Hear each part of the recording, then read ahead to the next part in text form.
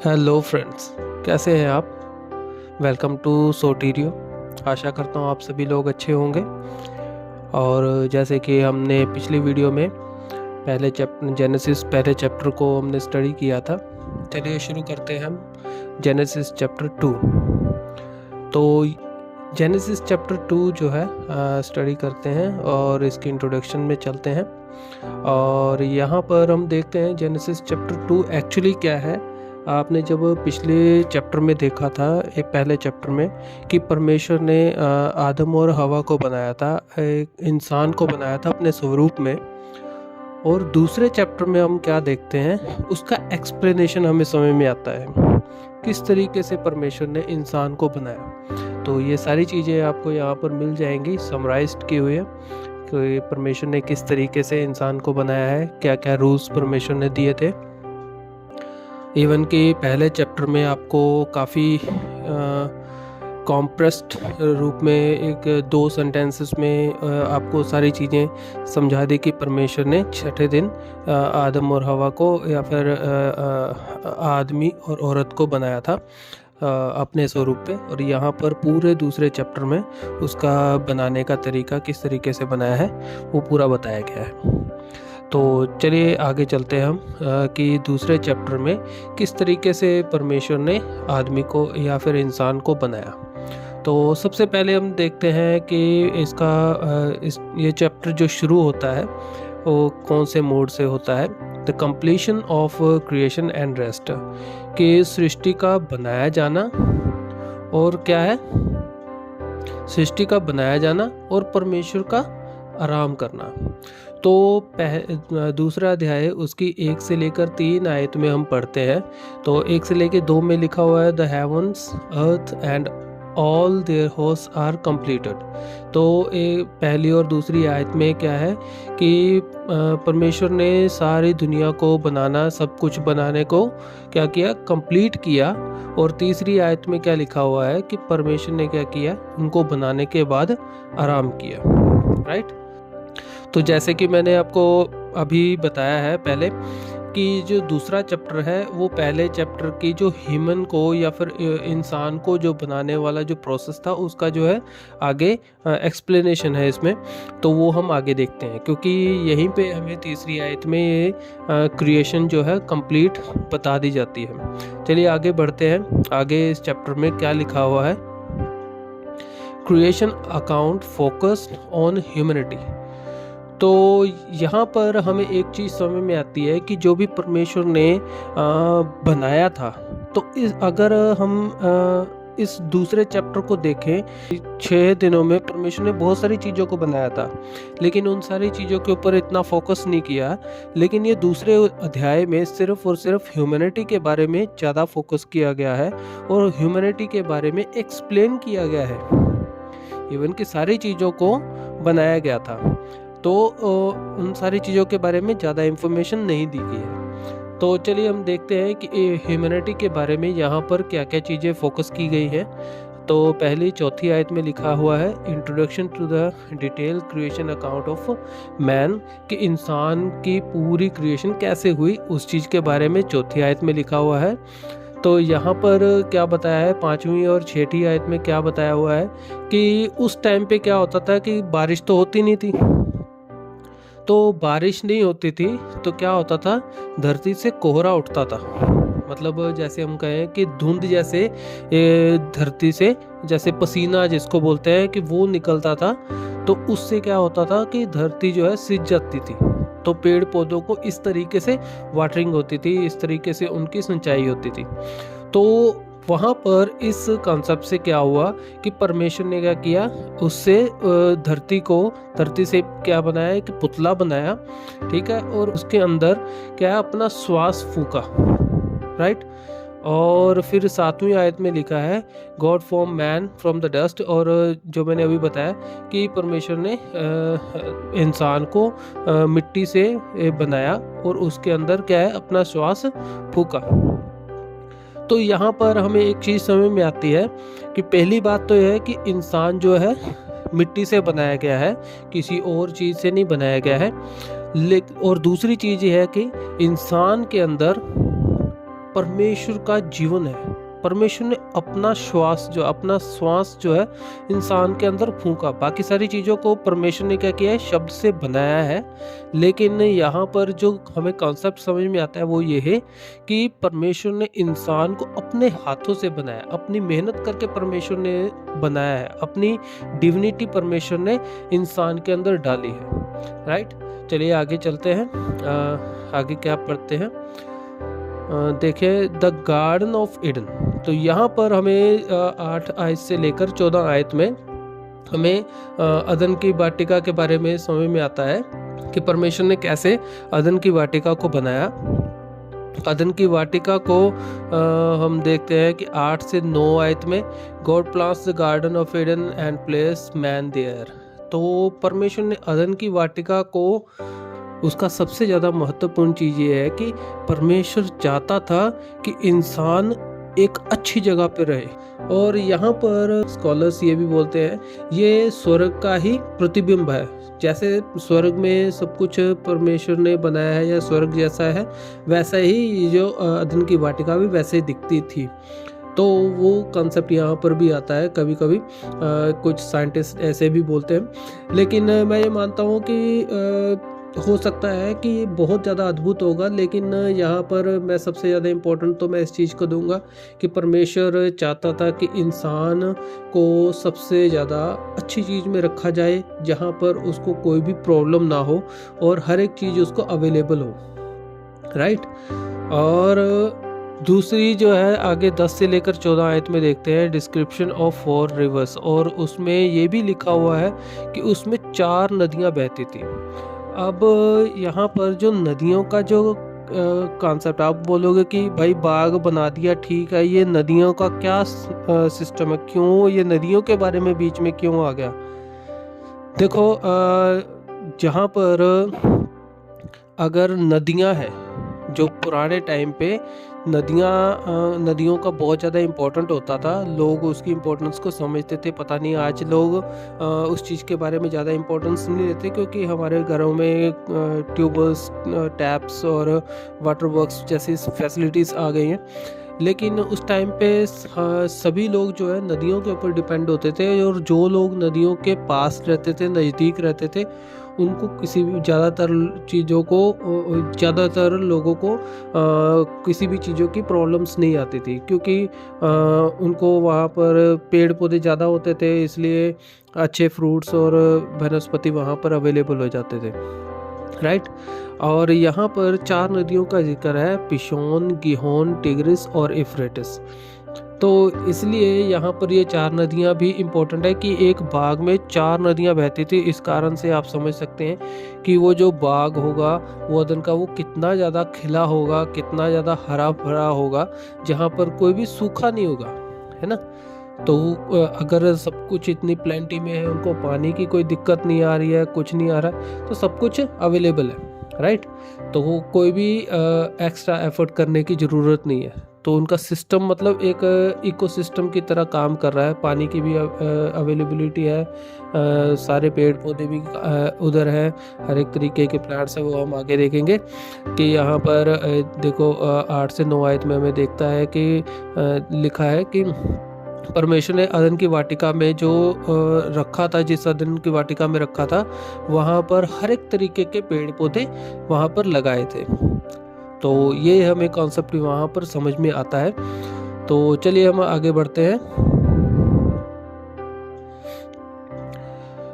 Next है हमारा 4th point, man's role and command. तो यहाँ पर जो कि परमेश्वर ने क्या किया, पीछे हमने देखा था 14 आयत तक कि परमेश्वर ने इंसान को क्या किया है, अदन की वाटिका में रखा और सारी सुख सुविधाएं दी उसको। लेकिन यहाँ पर ये नहीं है कि सिर्फ आपको सुख सुविधाएं दी तो जस्ट एंजॉय। तो परमेश्वर ने यहाँ पर उनको कुछ रिस्पॉन्सिबिलिटी भी दी है और कुछ आज्ञाएं भी दी हैं। तो 15 वर्ष में हम देखते हैं, God places man in the garden of Eden to work and take care of it.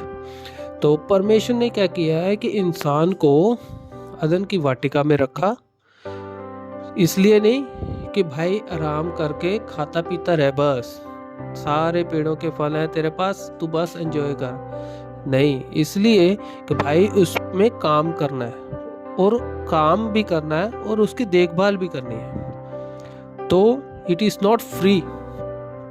तो जो परमेश्वर ने अदन की वाटिका में आदम को रखा था, उसको ये समझाया है कि भाई इट इज़ नॉट फ्री। तो हमें भी ये समझ में आना चाहिए कि जब हम कोई भी चीज़ हासिल करते हैं तो हमें कुछ भी चीज़ अगर फ्री में मिल रही है, actually it is not free. तो या तो किसी ने उसके लिए कुछ पे किया है या फिर हमें उसके लिए कुछ करना पड़ेगा, राइट। तो ये जो कॉन्सेप्ट है, कब जो हम ज़्यादातर लोग हैं, हम ये चाहते हैं कि हमें हर एक चीज़ फ्री में मिल जाए। तो ऐसा नहीं होता। अगर कोई भी चीज़ फ्री में मिल रही है तो वो इसलिए फ्री नहीं मिल रही है कि भाई हम कुछ नहीं कर रहे, उनको फिर भी हमारे से कुछ ना कुछ मिल रहा होता है। तो कहीं ना कहीं आपको इस चीज़ की समझ भी लग रही होगी कि अगर आपको कोई भी सर्विस ले रहे हैं, कुछ भी ले रहे हैं, अगर फ्री में मिल रहा है तो उनको कुछ ना कुछ बेनिफिट तो ज़रूर होगा, राइट। तो it is not all in all free. तो आगे बढ़ते हैं हम। वर्स 16 और 17 में लिखा है कि यहाँ पर हमने देखा है कि पहले कि परमेश्वर ने उनको रिस्पॉन्सिबिलिटी दी, और 16 और 17 में हम देखते हैं कि परमेश्वर ने उनको आज्ञा भी दी है। यहाँ पर ये जो पार्ट है ना, ये बहुत ज़्यादा इम्पोर्टेंट पार्ट है। नॉट ओनली इस 16 और 17 आयत में, आगे चल के भी पूरी बाइबल में, इवन कि हमारी लाइफ तक, प्रेजेंट लाइफ तक इस बात का बहुत बड़ा महत्व होने वाला है। इसलिए इस बात को आप कभी भी मत भूलिएगा। जेनेसिस चैप्टर 2 वर्सेस 16 एंड 17, इसमें लिखा हुआ है कि God commands man to freely eat from every tree except the tree of the knowledge of good and evil, warning that eating from it will lead to death. तो परमेश्वर ने क्या किया, जब अदन की वाटिका में उसको रखा, और अदन की वाटिका में क्या किया था, परमेश्वर ने दो और पेड़, और दो स्पेशल तरह के पेड़ परमेश्वर ने लगाए थे। एक पेड़ था जीवन का पेड़, ठीक है, और दूसरा पेड़ था भले और बुरे के ज्ञान का पेड़।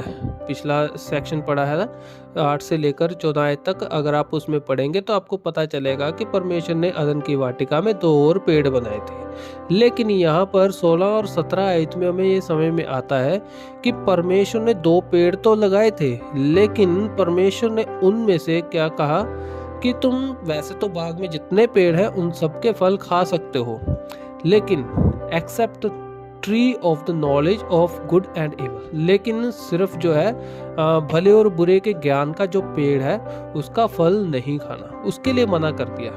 इवन कि परमेश्वर ने जीवन के पेड़ का फल खाने के लिए भी अलाउ कर दिया, लेकिन भले और बुरे के ज्ञान के पेड़ के फल को खाने से मना कर दिया। क्यों? परमेश्वर ने कहा कि जिस दिन तुम उसमें से खाओगे तुम मर जाओगे। तो यहाँ पर जो डेफिनेटली कि ये फिजिकल डेथ के बारे में नहीं है। कुछ लोग ये भी बोलते हैं कि भाई उस पेड़ को खाने के बाद ही लोग मरने लग गए। नहीं, ऐसा नहीं है। This is not the physical death जो कि परमेश्वर वहाँ पर बोल रहे हैं कि अगर फिजिकल डेथ होती तो ये तो फिर झूठ हो जाता। परमेश्वर कभी झूठ नहीं बोलते, राइट। कुछ लोग बोलते हैं कि नहीं, कि उसका ये था कंसेप्ट, वो था कंसेप्ट। नहीं, ऐसा नहीं है। ये फिजिकल डेथ ही नहीं है। यहाँ पर खास तौर पे आपको लिखा है कि आपको मौत की तरफ ले जाएगा। और बाइबल के अनुसार जो है मौत जो है, ये हम फिजिकली तरीके से, हम जब ये शरीर छोड़ते हैं तब हम सोचते हैं कि शायद ये हमारी मौत है। नहीं, ये मौत नहीं है। एक्चुअली जो मौत है बाइबल के अनुसार वो है नरक की सज़ा को ही मौत कहा गया है। तो ये जो है जो डेथ के बारे में परमेश्वर बोल रहे हैं, ये उस सज़ा के बारे में बोल रहे हैं, ठीक है, जो कि अभी तक उनको पता ही नहीं है कि ये सज़ा कौन सी है। तो इसलिए परमेश्वर ने उनको, क्योंकि डेथ जो है, डेथ मीन्स एंड, ठीक है, तो लास्ट में क्या होने वाला है तो वो ही हमारा अंत है। तो वो नरक की सज़ा है, ठीक है। या तो हमारा अंत होगा या फिर हम जीवन लेंगे, सदा का जीवन, ठीक है। तो वो सजा का जीवन जो है वो स्वर्ग का जीवन है। तो अब डेथ जो है वो नरक का जीवन है। तो इस कॉन्सेप्ट को यहाँ पर अंडरस्टैंड करेंगे, वो हम जब आगे भी पढ़ेंगे तब हमें समझ में आएगा कि क्यों ये है। तीसरे अध्याय में मैं इस चीज़ के बारे में आपको क्लियरली एक्सप्लेन करूँगा कि ये डेथ और जो लाइफ है उसमें क्या फ़र्क है।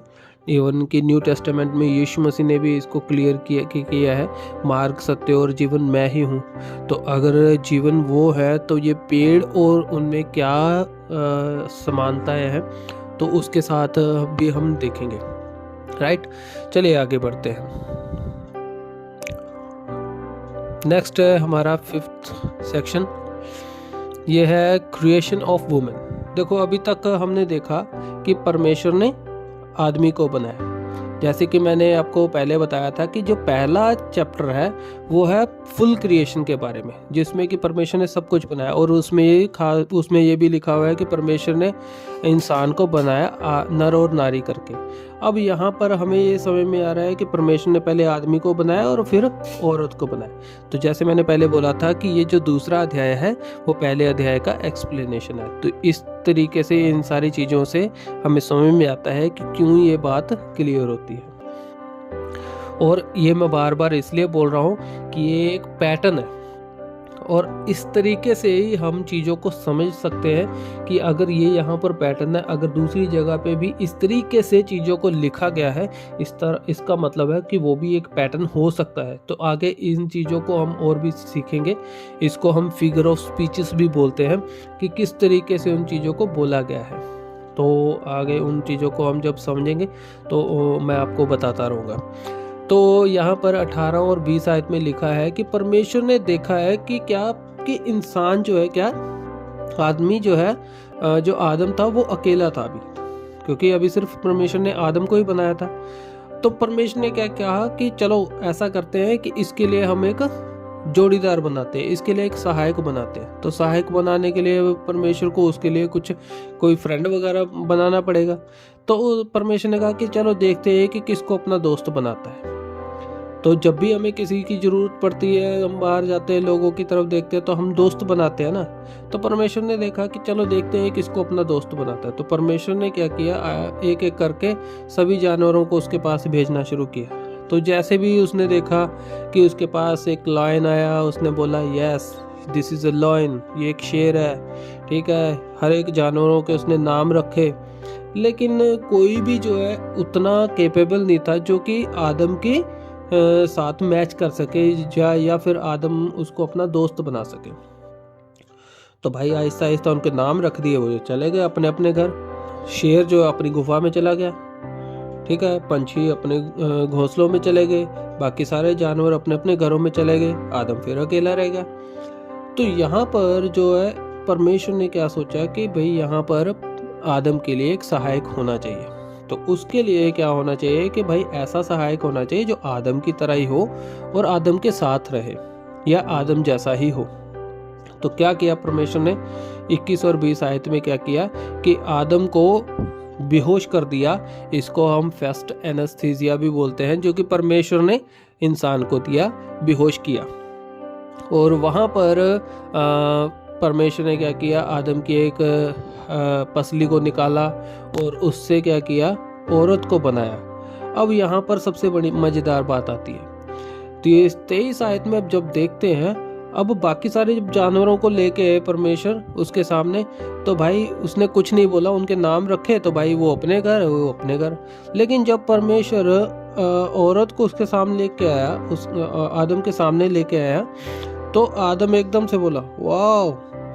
तो उसने क्या कहा, हाँ ये तो मेरी हड्डी में से हड्डी है और मांस में से मांस है।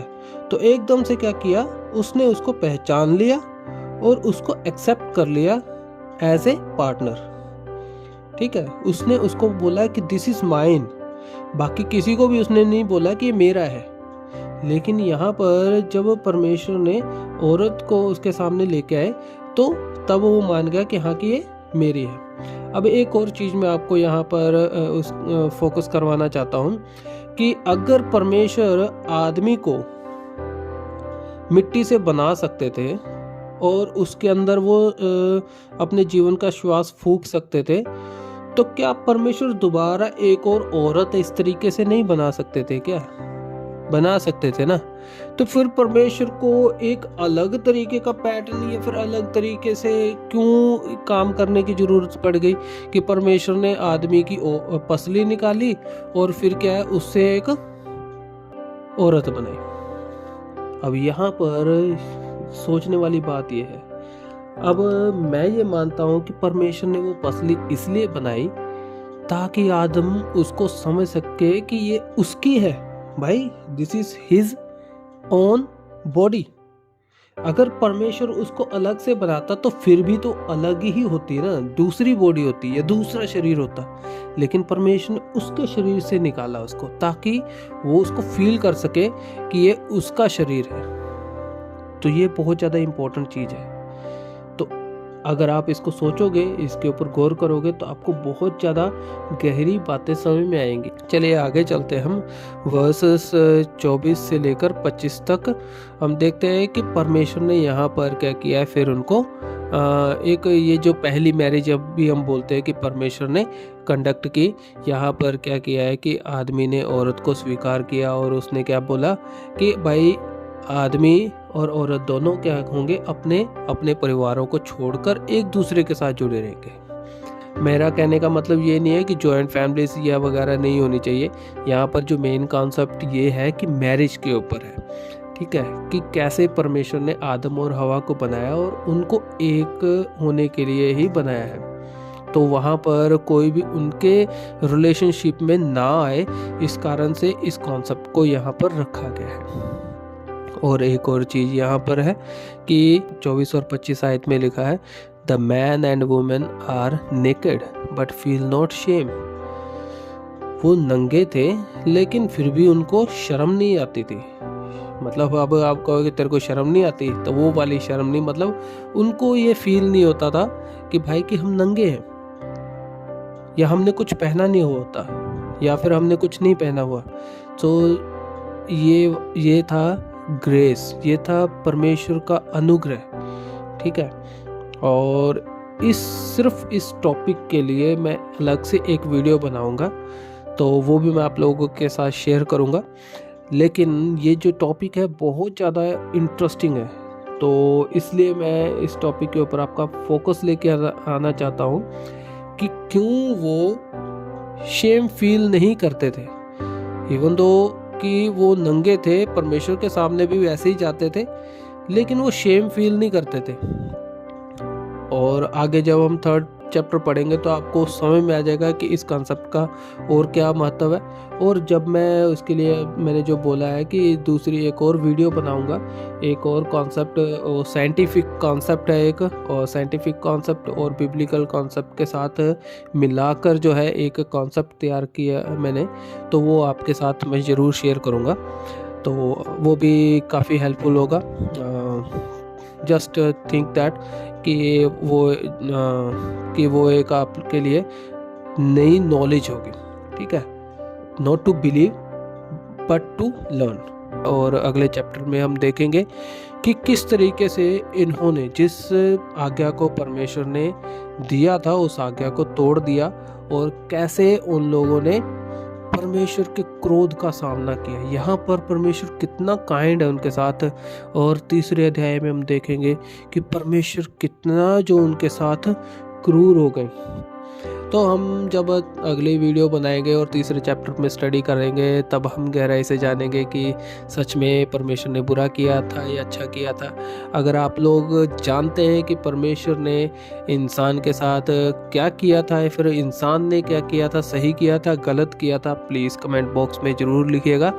तो बने रहिए हमारे साथ और प्लीज़ सब्सक्राइब कीजिए हमारा चैनल।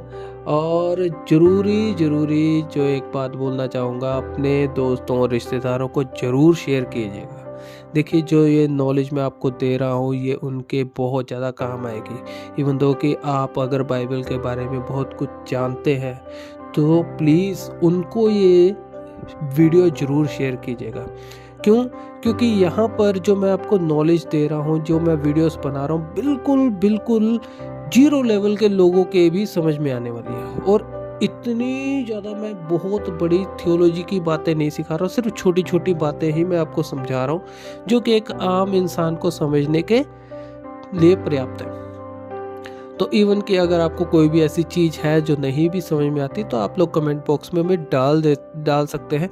मुझे खुद भी समझ में आ जाता है, क्योंकि मैं काफ़ी ज़्यादा जो चीज़ों को ना लो लेवल से सीखना पसंद करता हूँ, कि मेरे को पूरी गहराई से समझना चाहिए, ना तो बिल्कुल ऊपर से भी नहीं, बिल्कुल बीच में से भी नहीं, बिल्कुल डेप्थ से, शुरुआत से सीखना मेरे को बिल्कुल पसंद है, ताकि सारी इन्फॉर्मेशन, सारी नॉलेज जो मुझे आ सके। इसीलिए मैंने ये स्टडी भी जो है जेनेसिस चैप्टर 1 से शुरू की है, गॉस्पेल से शुरू नहीं की, ताकि पूरा हम शुरुआत से चीज़ों को सीख सकें। ठीक है, तो बने रहिए हमारे साथ। परमेश्वर आप लोगों के साथ हो।